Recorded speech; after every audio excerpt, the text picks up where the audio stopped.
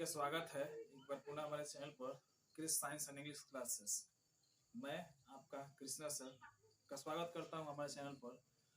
आज पुनः टेंस का दूसरा पार्ट आपके लिए लेकर आया हूं जो कि आपके लिए बहुत ही सहायक होगा। तो इस टेंस का नाम है प्रेजेंट कंटीन्यूअस टेंस। पिछले वीडियो में हम लोगों ने पढ़ा था प्रेजेंट इंडेफिनिट टेंस के बारे में।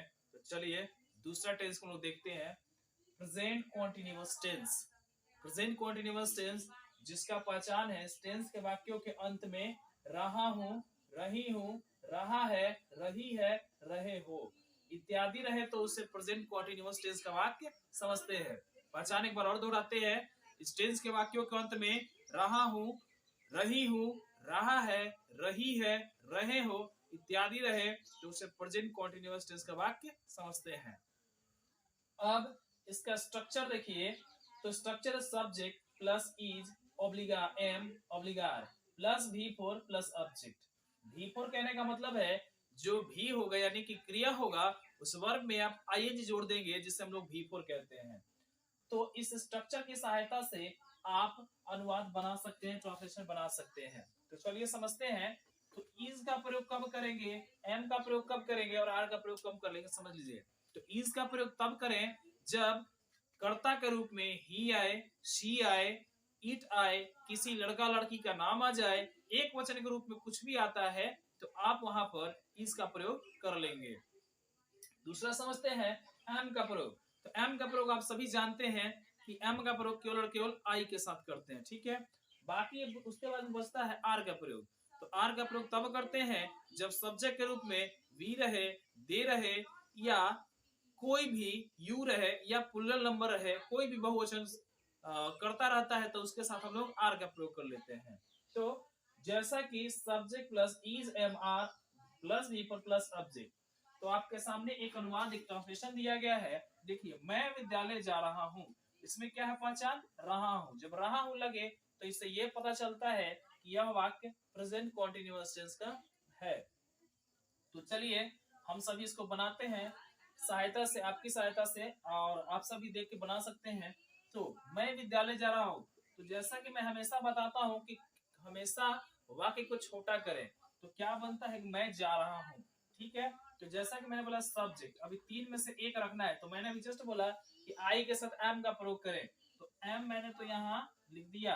अब देखिए भी फोर क्रिया इसमें देना, तो क्रिया क्या हो रहा है, जाने का, तो हो जाए गो। गो के साथ भी का मैंने बोला भी फोर का मतलब आईएनजी, तो गोइंग, उसके बाद में विद्यालय, तो to school, I am going to school. अब इसका निगेटिव देखते हैं। तो निगेटिव बिल्कुल सिंपल है, कल आप लोगों ने समझ लिया था।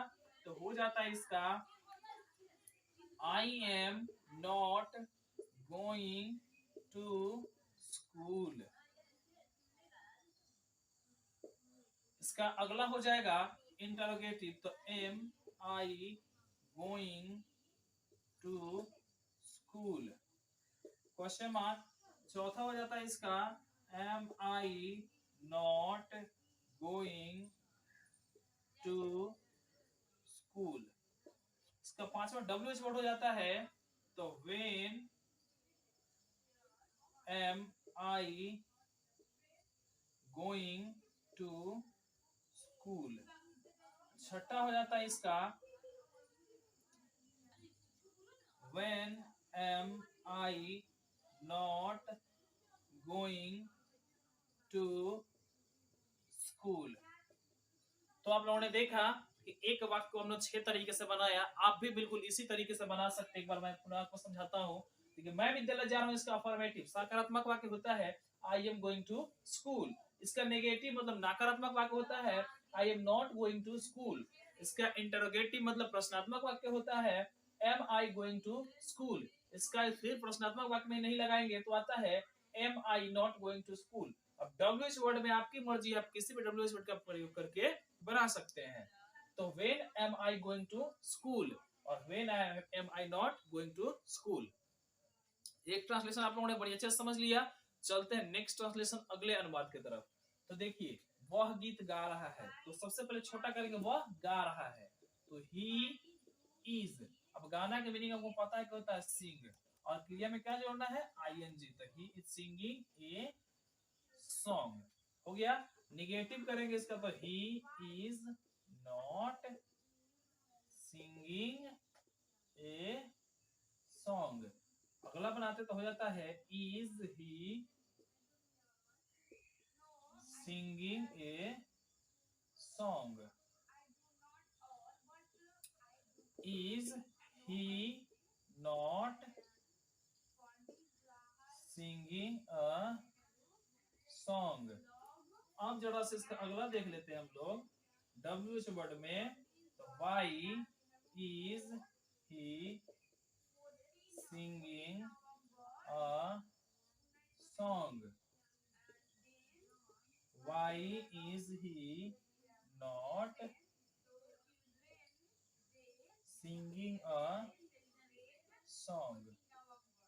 तो जैसा कि आप लोगों ने देखा कि इसका अनुवाद हमने, इसका ट्रांसलेशन हमने कितना आसान विधि से बना लिया। आप भी ऐसे ही अनुवाद को बहुत ही आसान विधि से बना सकते हैं। तो फिलहाल ये ट्रांसलेशन और ये टेंस तो आप लोगों को बहुत ही अच्छे से समझ में आ गया होगा। नहीं आया हो तो इस वीडियो को पॉज कर करके देखें, आपको बिल्कुल ही समझ में आएगा। बहुत ही आसान वीडियो है, बहुत ही आसान टॉपिक था। पुनः इस टॉपिक को आप लोग एक दो बार अपने से प्रैक्टिस करेंगे। यह टॉपिक, यह टेंस आपको बड़ी अच्छे से समझ में आने वाला है। तो इस टेंस का आप लोग स्क्रीनशॉट लें। पुनः मैं आपको अगले टेंस की तरफ लेकर चलता हूं।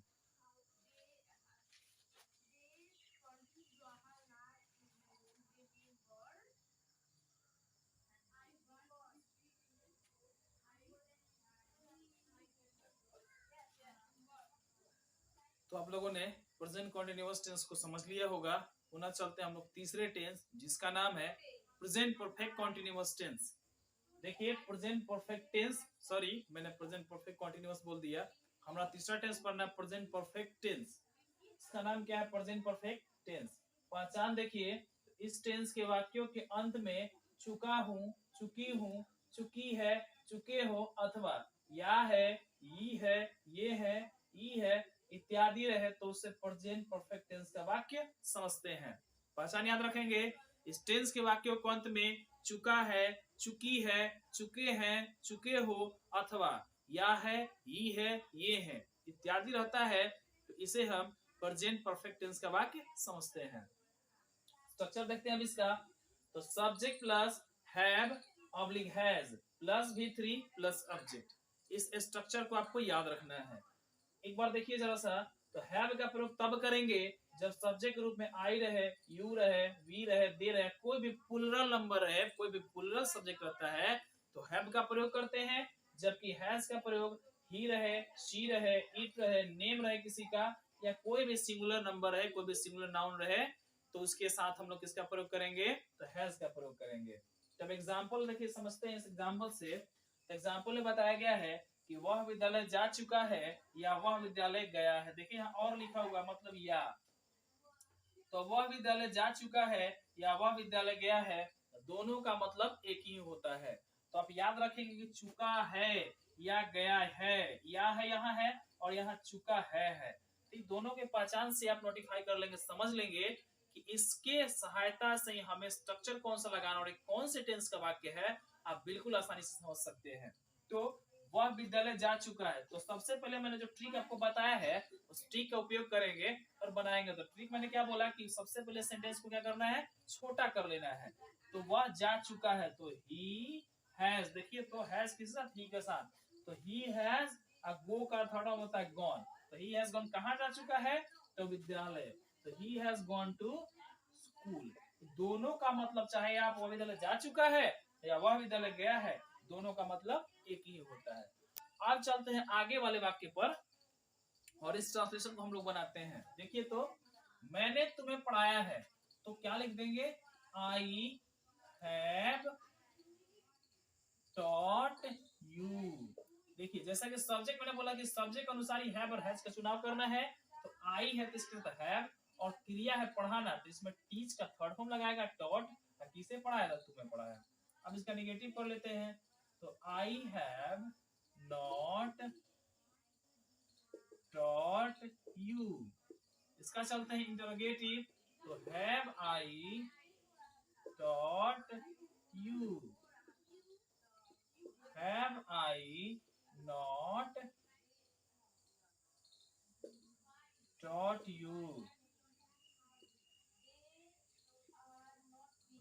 When have I taught you? When have I not taught you? तो ये देखिए आपका 6 फॉर्म में ये ट्रांसलेशन बन चुका है। आप भी बिल्कुल आसान विधि से बना सकते हैं, एकदम तुरंत बना सकते हैं, तुरंत समझ सकते हैं। अब अगले ट्रांसलेशन की तरफ चलते हैं। उसने एक पत्र लिखा है या वह एक पत्र लिख चुका है। आप ऐसा बोल सकते हैं कि वह एक पत्र लिख चुका है अथवा उसने एक पत्र लिखा है। तो चलिए इसका हम ट्रांसलेशन बनाते हैं। तो ही हैज, मैंने बोला ही के साथ क्या लगेगा? हैज। क्रिया क्या हो रहा लिखने का?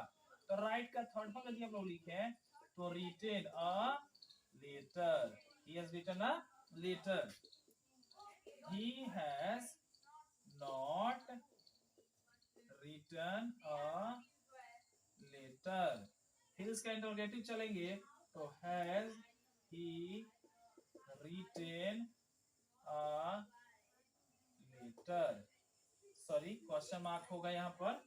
फिर आगे चलेंगे तो has he not written a letter. अब इसका डब्ल्यूएच बनाए तो why has he written a letter. यहाँ विजिबल हो रहा है आप लोगों को? यदि विजिबल नहीं हो रहा तो मैं इसके ऊपर बना देता हूँ वाई हैज रिटन लेटर और इसका नेगेटिव कर लेते हैं तो हो जाता है वाई हैज ही।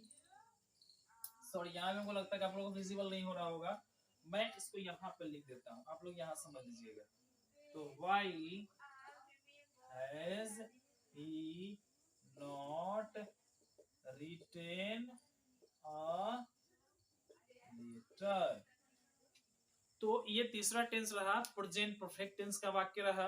आप प्रेजेंट परफेक्ट टेंस के वाक्य को बिल्कुल इस विधि से बड़ी आसानी से बना सकते हैं।